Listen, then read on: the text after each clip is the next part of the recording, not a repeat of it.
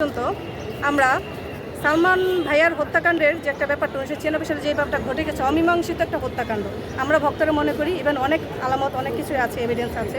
তো সেই হিসাবে আমরা 1996 থেকে এই পর্যন্ত আমরা দাঁড়িয়ে ঘুরতেছি এই হত্যাকাণ্ডের সুষ্ঠু একটা বিচারের জন্য। তো আমরা সেই প্রেক্ষিতে আজকেও আসছি এই হত্যাকাণ্ডের সুষ্ঠু একটা ন্যায় বিচারের দাবিতে।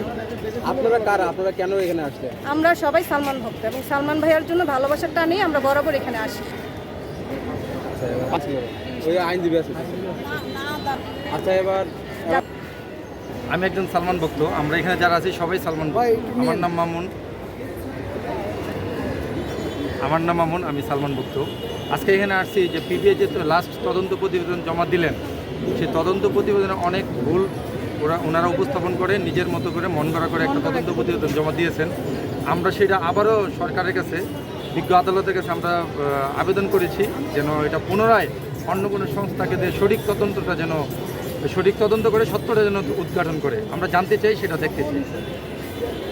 ওনাদের মতো একজন ভক্ত, সালমান ভক্ত। আমি সালমান শাহকে খুব ভালোবাসি, মানে ইউনিক ভালোবাসা, গড গিফটেড। আমি ওনাকে খুব পছন্দও করি, ওনার লাইফস্টাইল, মানে আমি সালমান শাহর অন্ধভক্ত।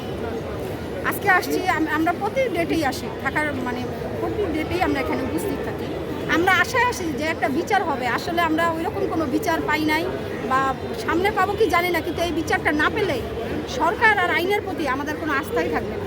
আমরা বিচারের জন্য এখানে আসছি, একটা সুষ্ঠু তদন্ত প্রতিবেদন করে একটা সুষ্ঠু বিচারের দাবি।